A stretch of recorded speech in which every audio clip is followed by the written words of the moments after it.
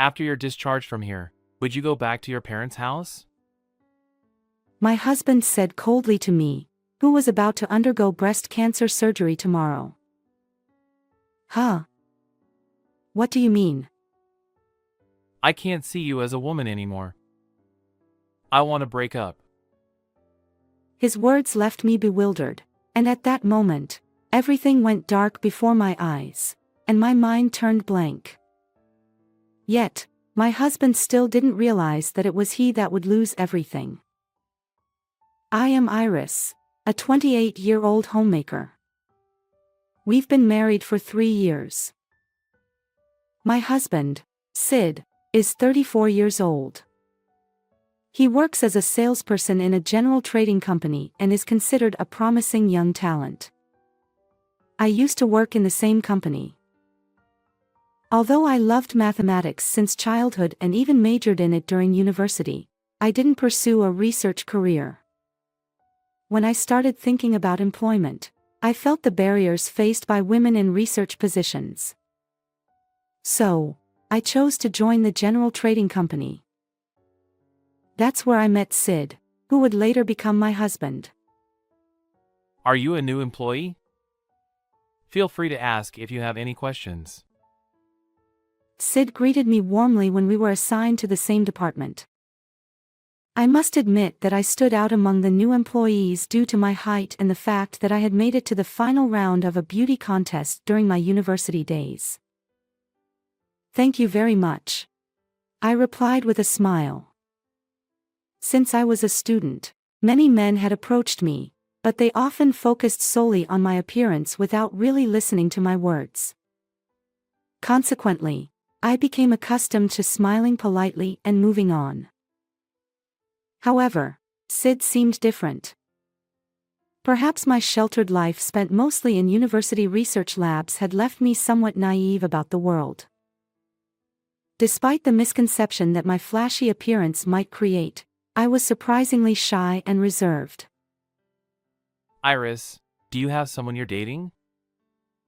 When Sid asked me that, I blushed and replied, "No, I don't." My unexpected gesture seemed to surprise him, and he smiled shyly as well. If you're willing, would you date me? When he said that face to face, I nodded honestly. I had never been asked out so seriously before. And so began my relationship with Sid. He always chose wonderful places and restaurants to take me. For someone like me who hadn't ventured far from the university campus, everything was new. About a year later, during a birthday dinner celebration, he handed me a ring. Let's get married. At that moment, I felt like I was floating in the sky, realizing that such dramatic moments could happen. I accepted his proposal with a nod. I'd like you to quit your job and wait for me at home. Is that okay? That's your condition. Fine by me, I replied. I didn't have any strong career aspirations, and I thought being a homemaker would allow me to read books during breaks from household chores. Later, we visited each other's parents to introduce ourselves formally. My parents were overjoyed. It made sense. Their daughter, who had been quietly attending university and pursuing mysterious research, had brought her future spouse for a visit. My family was considered well off. We owned several properties and lived off rental income. Since my parents didn't need to work for their living expenses, they ran a hobby cafe next to their home. When my parents heard about our marriage plans, they offered to build a new house on a plot of land a little distance away from their home. They insisted it was their gift, so no money was required. In return, they asked that Sid take my last name since I was an only child. Sid was surprised not only by my family's wealth but also by the fact that they were providing us with a brand new house. It made sense. While colleagues struggled with housing loans, he was getting a new home without spending a single penny. A few months later, After our wedding and returning from our honeymoon, we began our life together in our new home. As per my husband's wishes, I quit my job and became a full-time homemaker. Little did I know that being a homemaker would be more challenging than I anticipated. In the morning, I woke up early to prepare breakfast and saw my husband off. Then, while doing the dishes and laundry, I started cleaning the garden. By the time I thought it was over, it was already lunchtime. Since I was alone, I quickly had a meal and then started cleaning inside the house. Living in a single-family home was tough. I was exhausted. Finally, when I caught my breath, it was time to prepare dinner. I didn't have time to read books or relax. Sometimes, I even forgot to prepare dinner due to fatigue. And every time, my husband would yell at me. I'm tired from work. Can't you even prepare meals and take care of the bath? What's the point of being a homemaker? But I was not a robot. I had my own health issues, and there were times when I couldn't do everything perfectly. Hey, I'm sorry about earlier. Then, at night, my husband would suddenly demand intimacy in a sweet voice. I'm tired, let me sleep. But if I refused, he'd instantly become grumpy. It was a difficult situation.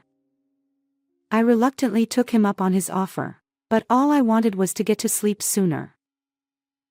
Still, I tried to convince myself that this was just part of married life. My husband, who worked for a trading company, had frequent overtime and business trips. I felt lonely at times, but there was a sense of comfort. As we entered our second year of marriage, my husband's attitude toward me changed noticeably. Previously, even after yelling at me, he'd still seek comfort. But now, he often went straight to bed without any affection. Although he continued with overtime and business trips, something felt different. In hindsight, those might have been signs of infidelity.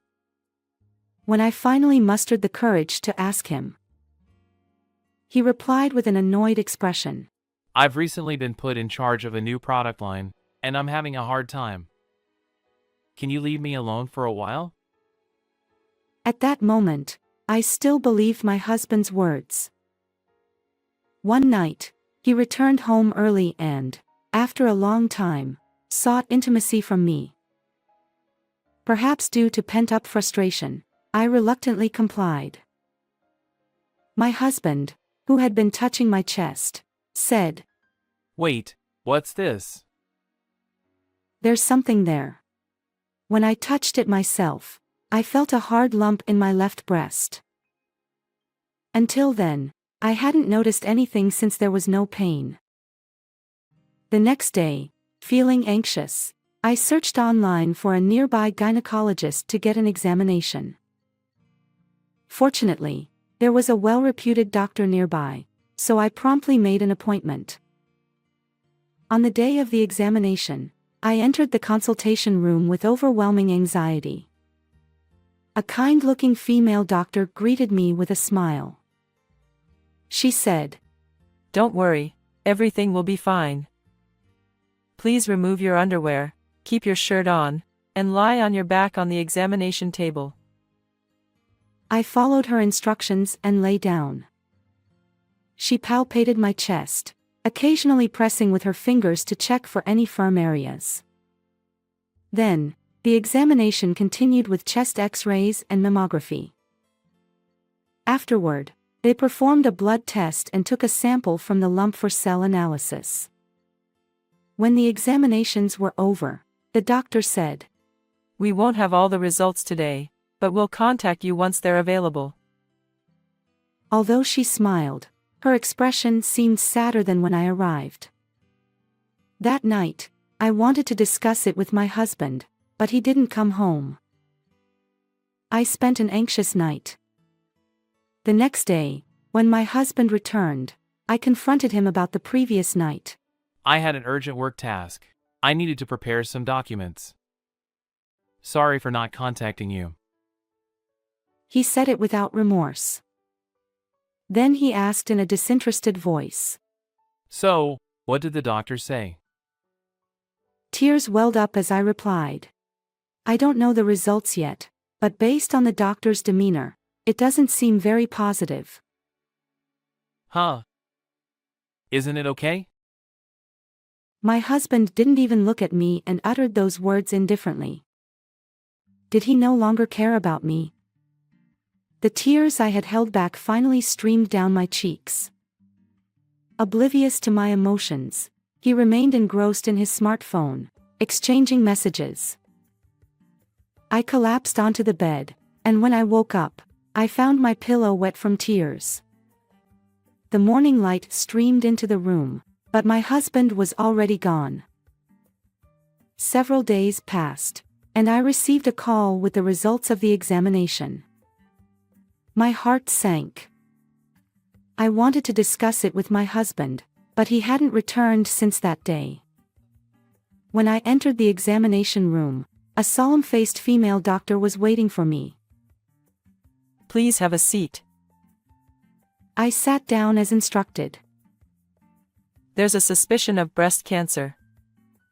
I'll write a referral letter to a major hospital. Which one would you prefer?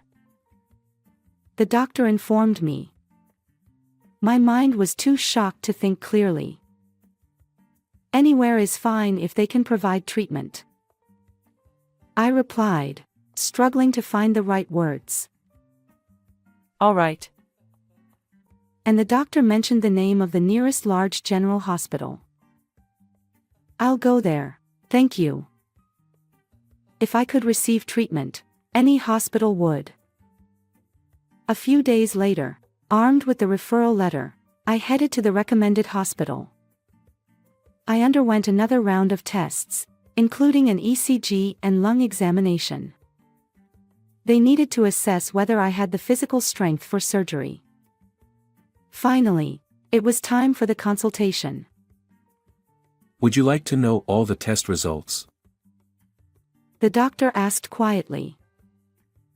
Certainly, please tell me everything. I don't want anything hidden. We'll discuss the detailed symptoms of the illness and the treatment plan in the coming days. Please come with your family. I nodded saying yes and thought I needed to talk to my husband and parents. When I finally told my husband, came back home after a while, about it, he responded callously. Do I have to go too? I'm busy with work. Isn't it enough for your parents to be there? I wanted to scream, aren't you worried about my health? But instead, I trembled and whispered, please be there with me when we hear the details. Reluctantly, my husband agreed. Fine, I'll try to make time. The next day, I visited my parents' cafe and asked them to join me in hearing the diagnosis. Although we had discussed that I would undergo tests due to my health issues, seeing my parents so visibly shaken was something I'd never witnessed before. My mother, on the verge of tears, asked, Will you be okay? Will you recover? I had no answers. I didn't know. We were supposed to hear about the treatment plan together as a family. With a heavy heart, I arrived at the hospital, a little early, with my parents. I waited for my husband, but he never showed up. I tried calling his phone. Oh, was it today? Sorry, but I have an important meeting coming up. What on earth?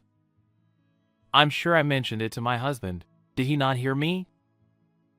What's wrong with Sid? My father asked, looking concerned. Oh, it's an urgent work matter. Can't be helped. I forced a smile in my response, even though it felt unnatural. But there was no other choice. In the end, I had breast cancer.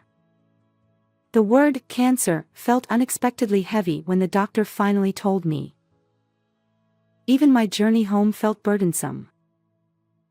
I have breast cancer, I informed my husband when he returned from work. Ah, I see. His reply was curt. How could he be so indifferent when his wife was seriously ill? And, well, I have surgery scheduled for next week. I might lose my left breast. I choked back tears as I managed to say those words. Can't be helped. It's an illness, after all. He said it casually. Is that all? Aren't you even a bit concerned about what I'm going through?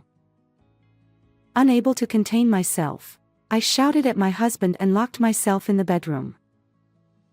From that day on, my husband disappeared.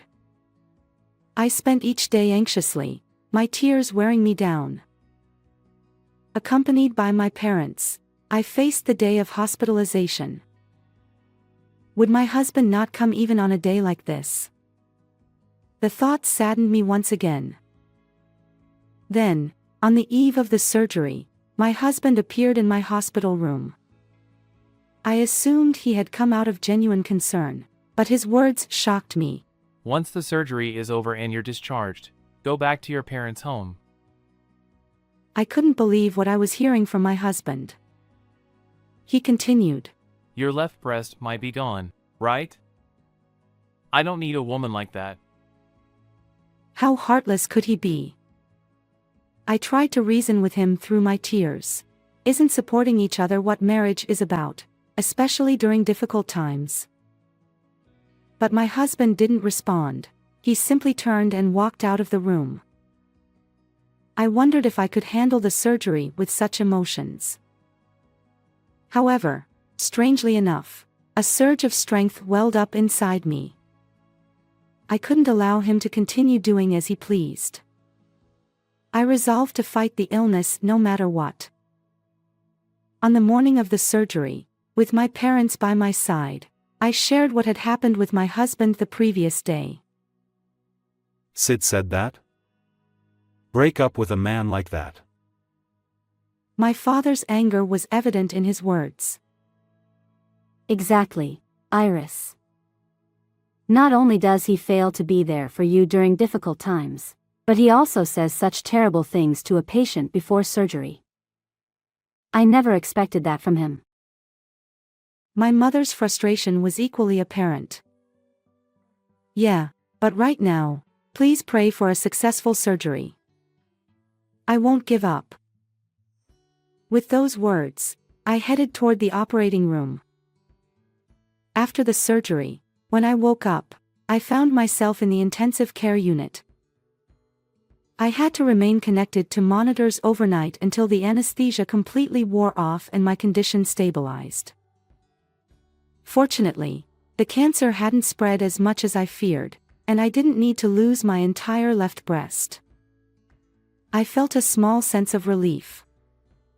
The doctor had mentioned that if the wound healed well, I could be discharged for home recovery in about 2 weeks. However, about a week after moving to the general ward, I received an unexpected call from my mother. My father collapsed and was taken to the hospital by an ambulance. By the time he arrived at the hospital due to a heart attack, it was too late. Despite my successful surgery and the prospect of being discharged, I never expected such misfortune to befall my father. Since I was still in the hospital and unable to do anything, my mother and other relatives managed the funeral arrangements. Even during this difficult time, my husband remained unreachable. When I contacted his company, they informed me that he was on a business trip abroad and wouldn't return for a while. Since my father passed away, I asked the company to contact him somehow. It was heartbreaking to lose my caring father, and I felt powerless. I returned to my parents' home after discharged. Not because my husband told me to, but because I needed to discuss my father's inheritance with my mother. During this time, my husband called. Congratulations on your discharge. I heard about your father's passing. My condolences. By the way, there's something I want to discuss. Can you come over? Despite his father-in-law's death, my husband's tone was oddly cheerful. It was as if he had been eagerly waiting for this moment. All right. How about next Sunday? I tried to keep my emotions in check as I responded. Okay, I'll be waiting. With that, my husband hung up the phone. Mom, what's the status of the land and house ownership where our home stands? I asked my mother. That place is in your father's name, and he should be the owner of the house as well. Why do you ask? She replied. Will those documents be ready by next Sunday? I inquired. Ready? What are you talking about? All the real estate documents your father had are right here. As she spoke, my mother arranged the documents on the table. On the following Sunday, already determined to divorce my husband, I carried the divorce papers with my name and signature, along with all the registration documents for our house, to my husband's place. He was at home with a young woman. She wore slightly flashy makeup but had a youthful face. I felt irritated that my husband had chosen someone like her over me. Well, come in. Although technically, it's still your house. My husband grinned shamelessly as he spoke. Is this what you came for? I handed the divorce papers to him. You catch on quickly. Let's get this done. Without hesitation, he filled in his name on the divorce papers, stamped them, and returned them to me. The woman sat silently next to my husband, observing me. Your father's passing worked out well, didn't it? Now this house is mine. My husband looked pleased. What are you saying? I deliberately exaggerated my tone and smirked. I spread the documents on the living room table and said, Where is your name here? This house belongs to my father. What misunderstanding are you having? I raised my voice in exasperation. This house is something we received from your father. Since I decided to take your family name, doesn't that make me the heir to your father's inheritance? My husband said it seriously. If he genuinely believed that, it was absurd. Did you adopt my father? No, you didn't. You don't even have ownership rights to this house. The inheritance rights belong to me and my mother. You have no claim to it. I stated it clearly. You are my spouse. Nothing more, nothing less. Your connection to my father's inheritance is irrelevant. In response, my husband stammered. Oh no! What should I do? The woman sitting next to him furrowed her brow and angrily retorted. Wait a minute. You promised to divorce your wife and live with me because you said you had a house. What's going on? I brandished the divorce papers, saying, We've already filled out the divorce form. Once we submit this at the city office, we won't be husband and wife anymore. Feel free to remarry that woman if you want. But as for this house, I plan to inherit it eventually. What are you two going to do? My husband collapsed to his knees right there, seemingly overwhelmed. Well, I continued, if you want to keep living here, I'll sell it to you. But be warned, property values around here have risen significantly. The woman chimed in. Exactly. If you can afford it, just buy it. Buy it. I exaggerated a bit, saying, How about $646,000? That should cover both the house and the land. Given the rising property values in the area, it wasn't an unreasonable estimate. $646,000. I can't afford that. Are you kidding me? That's outrageous. It's way too expensive. I replied, if you think it's too much, consult a real estate appraiser or someone. But I don't think it's as cheap as you imagine. Perhaps my newfound courage after overcoming surgery allowed me to speak so assertively. I thought about how different I was from my shy college self who always stayed in the lab. People can change. You're clueless, I continued, mocking my husband's ignorance. Just because you took my family name doesn't mean you automatically inherit my father's assets. You know nothing. I understand. I apologize. I'm sorry. This is how it is. The divorce was just a joke. It's all a game with her. Don't take it seriously. My husband suddenly started making catcalls as if he was trying to flirt. The woman scolded him. You're terrible. What's wrong with you? You said you'd divorce your wife and marry me to live in this house. She was furious, her face red. I coldly dismissed him, saying, you have no use for a woman who has lost her breast. Why don't you go live with her? You're perfect for each other. And, oh, I'll give you a week to decide.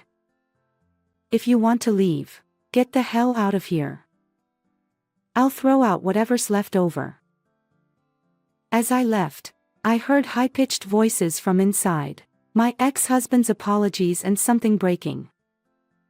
I didn't care, it wasn't my concern. If anything was damaged, I'd deal with it later. I submitted the divorce papers at the city office without hesitation.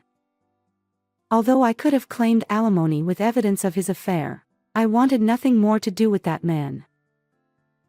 I did think that if I had studied a little about society instead of staying in the lab all the time in college, I wouldn't have fallen for such a superficial guy. I'm worried about the cancer coming back, but I won't let it beat me. I am still in my 20s. I'll be fine. My life is just beginning. The woman who was with my ex-husband was apparently a junior colleague at work. I heard from an ex-colleague who happened to meet her that they had a sexual relationship while working overtime and going on business trips together in the same product planning team. This was reported to the upper management of the company, and both were removed from the team and moved to different departments. The woman resigned because she could no longer stand the rumors in the company. My ex-husband was ordered to manage the inventory at an imported goods warehouse near the port, and that he patrolled the warehouse every day. The position was a promotion, but it was a leftward shift to a quieter position. The company probably thought it was a good idea.